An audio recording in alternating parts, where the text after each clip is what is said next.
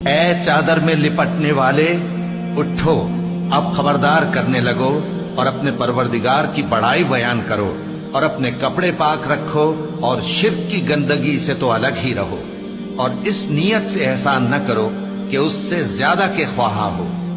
اور اپنے پروردگار کی خاطر صبر کرتے رہو، پھر جب سور پھونکا جائے گا تو وہ دن مشکل کا دن ہوگا، یعنی کافروں پر آسان نہ ہوگا۔ مجھے اس شخص سے سمجھ لینے دو جس کو میں نے اکیلا پیدا کیا، اور میں نے اس کو بہت سا مال دیا اور ہر وقت حاضر رہنے والے بیٹے دیے، اور اس کو ہر طرح کے سامان میں وسعت دی،